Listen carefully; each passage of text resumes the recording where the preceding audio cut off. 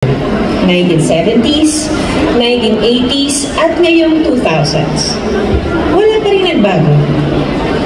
May mga eskwadra pa rin ini-evict, nagtataasan pa rin ang presyo ng mga bilihin, talamak pa rin ang katiwalian ng mga gobyerno. Marami pa rin dinudukot, pinapatay, nawawala. Patuloy ang kahirapan.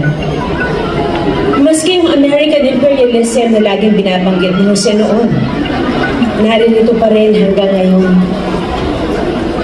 Pagkalipas na ilang sandali, lumabas ng kainan sina Luisa at Jennifer. Tumayo sila ng ilang saglit sa kalsada.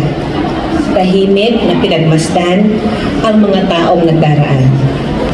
Kung may camera, naisip na Jennifer, at kukunan sila mula sa itaas. Para silang mga langgam dito sa ibaba. Iba't ibang ulo ng mga taong may kanya-kanyang problema. May kanya-kanyang pangarap, may kanya-kanyang pagdurusa.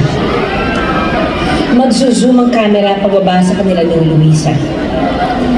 Nakatayong magkatabi sa gitna ng karamihan. Dalawang taong pinagbuklod. Parehong may hindi makalimutan. Habang nakatayo sila ni Jennifer sa kalsada, sa gitna ng mga taong abala sa kanya-kanyang buhay, nahahaluan ng galit ang mga alaala ni Luisa at gusto niyang sumigaw. Hindi niyo ba alam? Ninakaw ang asawa at anak ko rito. Mahigit 40 taon na ang nakakaraan. Hindi niyo ba nakikitang paulit-ulit lang ang lahat? Nakalimutan niyo na ba? Gusto niyang turuan sila ng kasaysayan. This nation of amnesiacs na sadyang nagpasyang mas madaling mabuhay ng walang daladalang mga sugat ng nakaraan. Sumasabay lang sa agos, kinalimutan ang kanilang kasaysayan. Pero siya, ayaw niyang makalimut. Hindi niya makakalimutan si Jose at Eugene. Hindi niya makakalimutan kailanman ang kanyang kasaysayan. Never forget. Lagi niya sinasabi. Laging sinasabi ng mga placard sa rally. Siya ang original na never forget. Iniisip ni Jennifer habang nakatingin kay Luisa na tama ito.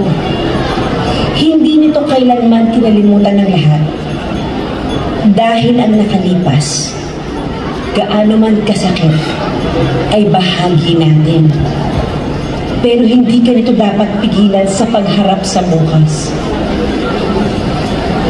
Ilang araw mula noon, ay pinuntahan niya ang tulay kung saan muntik na siyang mamolestya ng dalawang lalaking lasing nung bata pa siya. Matagal ding iniiwasan niya ang mapadaan siya dito. Ngayon, lumapit siya at pinagmasdan nitong mabuti. Wala na ang dating kaba. Balang araw, sabi niya sa tulay, babalik ako at gagawan kita ng pelikula.